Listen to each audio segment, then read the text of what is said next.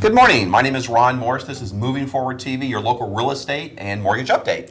And I am Delynn Gaston. Welcome to this week's show. We have a very special guest with us today. A few weeks ago when we had our appraisal show, we told you that we would be having our appraiser on the show. This is Vickie Rickard. Here she is, a very dear friend and an appraiser. And just to give you a little bit of a background about Vickie, Vickie has been an appraiser for 8 years. She is certified to do Fannie Mae, FHA, USDA, rural housing. So she is very well educated in the appraisal field, and she's going to share with us today some really interesting things about the do's and don'ts in appraisals. Okay, Vickie, I understand that you just can't use comparables from the air or anybody that's handing those to you. Kind of give us a little information. What goes into that, trying to get those comparables? Well, we do appreciate when realtors give us comparables to use, because we do have to analyze all available market data. However, we do have some guidelines we need to follow. We need to use 3 sales that have closed within 12 months. We need 2 sales that have closed within 90 days, and we need 2 sales from MLS. So you need 7 comps? Doesn't mean we need 7 comps. Okay. No, those can overlap. Exactly. Okay. In addition to that, I don't think a lot of people realize we need supportive, at least one active or pending sale that also supports the final opinion of value. FHA requires 2, so typically it's safe just to put 2 in there, since a lot of conventional loans do convert to FHA. Of the listings or the pendings. Oh, okay, so you Exactly. put 2 anyway. That's a good idea. That's a good thing. Now, what about finding the same types of properties and things like that? Exactly. Bracketing. Bracketing. The sales need to represent all the subject features: swimming pools, room count, living area, garage, car storage, things like that.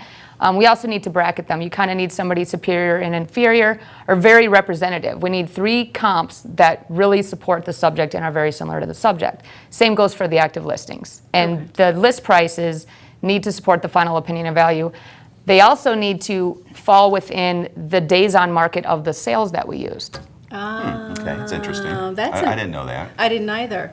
And the other thing I hear a lot about is the list to sale price ratio. The ratio. Tell us how that works. Okay, the list to sale price ratio, typical for the area. This may get a little confusing. When a property is listed for $100,000 and it sells for 90, that becomes a 9 to 10 list to sale price ratio.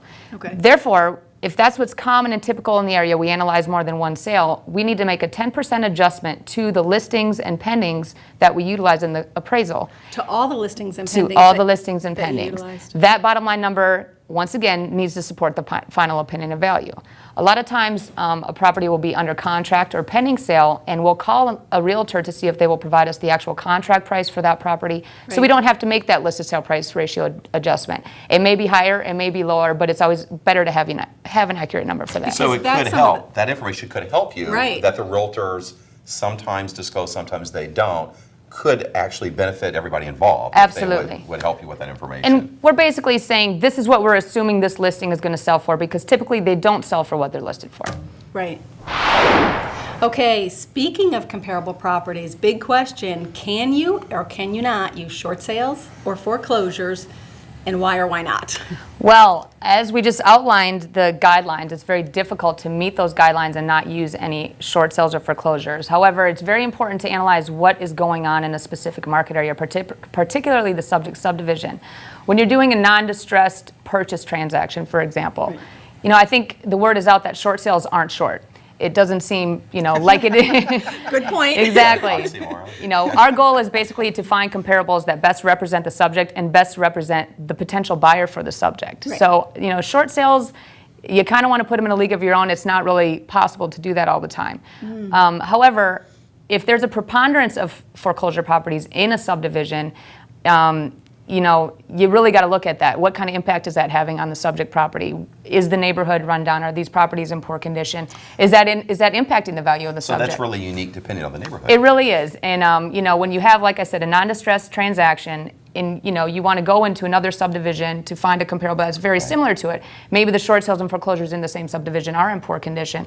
However, you really need to justify not using comps in a subdivision. I mean, that's really kind of shows the buyer wants to buy here or they don't. So if you do pull a comp from another subdivision, you have to kind of figure out if it warrants a location adjustment. Is this neighborhood superior? Is there less foreclosure activity? Is this a more desirable place to live? So as much as we want to avoid using them, it's kind of inevitable. It is getting better. I'm seeing it a lot more, but I don't think that we want to use them.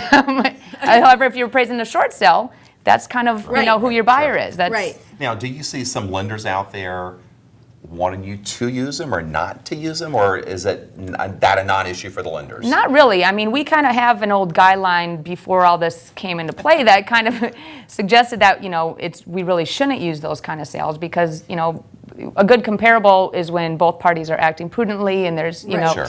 that kind of thing. So they don't want us to use them, but they want us to look at them too. When you get into underwriting and they say, why didn't you use this one, why didn't you use this Right. one? Right. Not only do That's we crazy. have to explain why we used the comparables that we did, why we thought they were the best ones, we also need to explain why we didn't use these ones. You have a same street sale or the house next door. Because the It needs to be underwriters addressed. the underwriters are Right, really right. tearing the appraisals apart as well. Yeah, we really need to support everything that we put in there. It's not really just what we want. It has we to like. support, exactly. Right. Okay, Vickie, one of the most common questions Dylan and I get are the difference between an FHA and a Fannie or conventional appraisal. I think the old FHA appraisals had an extremely bad connotation to it, and a lot of realtors, especially the ones that have been in the industry for some time, can't get over that, and I still have that stigma attached to it. Kind of update us on that, if you will. Sure. FHA's main concern is that a property is safe, sound, and secure. It used to be they had a lot more cosmetic issues. There were required inspections for wells, flat roofs, things like that. Right, So right. they've lightened up a lot that way. Like I said, it's basically about the 3 S's: safety, soundness, and security. A lot of conventional loans do convert to FHA, so I try to treat both inspections, a conventional inspection good. like it's Kinda going to go to similar. FHA. Okay. Oh, The good. difference is conventional appraisal, is made as is. If there's deferred maintenance or any damage or anything wrong, we're going to assess those items. We're going to come up with a cost to cure estimate, and we're going to deduct that from the value of the property because Now, it's that's a made as Fannie Mae is. appraisal. This is a conventional appraisal, Right, yes. right, The deduction we make for repair items isn't necessarily a dollar for dollar deduction. I mean, you have to kind of figure an inconvenience fee or, what the Right. market's reaction is to that. If there's substantial repairs, $20,000, somebody's probably going to expect to pay a little bit less than $20,000 Of off the price for that. Right. So like I said, those items are deducted from the value. In an FHA appraisal, FHA has minimum property standards, requirements. Standards would be for new construction. So if there's any items such as green pools, security bars on windows without emergency release levers, things like that, they need to be cured before it can proceed with the FHA financing. okay. FHA appraisals are made subject to repairs or inspections. Therefore, and based on a hypothetical condition that they have been repaired. So we're not going to take the repair item adjustment from the value. We're appraising it as if the repairs were already We're already made. Okay. completed. We Okay. put a statement in the appraisal saying that this will meet HUD minimum property Guidelines. requirements once the repairs are completed. At that time, when they're satisfied, we go back out, we do a reinspection, and then we submit a satisfactory completion report. So like we said a couple of weeks ago, if some little things can be done before you go out there, that probably saves a lot of time, and a lot of Absolutely. efforts and things like that. Green pools, even though, conventional, sometimes it's lender specific, they may require the pool to be repaired. Pools contribute significant value to the value of a Sure. house. So it's important to know that the equipment works, that you can clearly see the basin to see if there's any cracks or surface damage or things like that. So it's a good idea, whether you're doing conventional or FHA, to have the pool functional and the Sure. water clear Clean enough so to that you can inspect the see it. basin, Right. absolutely. What about carpet and concrete floors, things like that? Well, there really needs to be floor covering. We touched on this on an kind. appraisal before. On floor cover.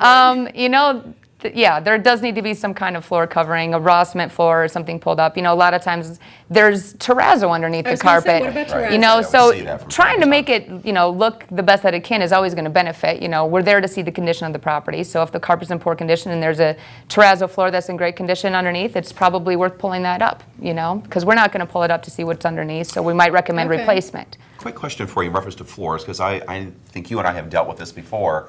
Cement floor, painted a color. Will that suffice?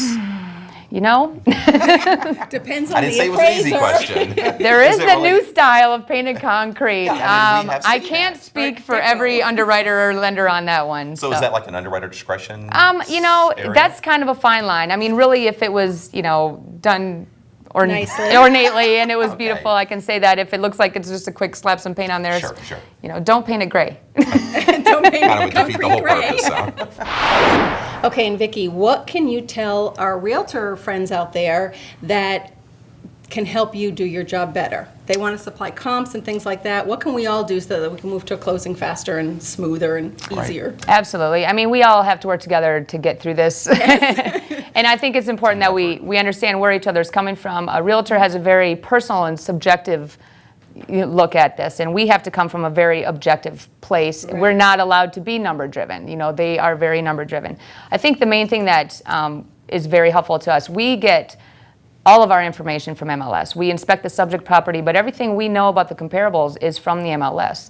I typically call realtor to try to get more information. I understand that they're trying to sell a property, they're trying to get a buyer in there that's going to see the potential if the property maybe needs a little bit of work. So they might not, they may represent the property a little bit nicer than it actually is to get somebody in there. However, You're being so nice. we make thousands of dollars, very tactful. thousands of dollars of adjustments on that. So maybe any information that's in the realtor remarks or any information they can give us when they call, please call us back if we have a question. It's just very important that we find out what a property really is inside so that we can make proper adjustments, and it's just going to help everything move along. The more accurate information you have, the more ammunition you have to more accurately bring that appraisal in, which is going to help everybody, the neighborhood, everybody involved in that. Absolutely. If a property sold for $100,000 and it looks beautiful on MLS, but it's been on the market for a year and it really is trashed on the inside, and we don't know that and can't find that out, that's going to hurt our appraisal, which just kind of snowballs. Hurts everything. Absolutely. Right. That's our show this week. Thanks so much for joining us. We want to say thanks to Vickie, who was just a Did a great wealth of job. I learned a information. lot of stuff. I know, and I hope you did too. Vickie is a wonderful person. Her website is down below, her phone number. She is a great person. She will answer your questions. Please feel free to reach out to her and call her if you have any questions or anything like that.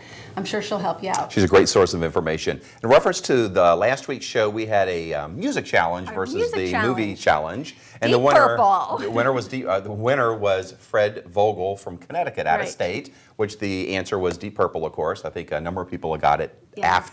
after Fred. Because Fred's out of state, he graciously said, just give it to the next week's winner. Right. So we're going to offer that $50 gift certificate It is this up week. this week, too. On the movie challenge. We're going with a First one movie. to email us on that. Here's this week's challenge. Don't drive angry. Don't drive angry.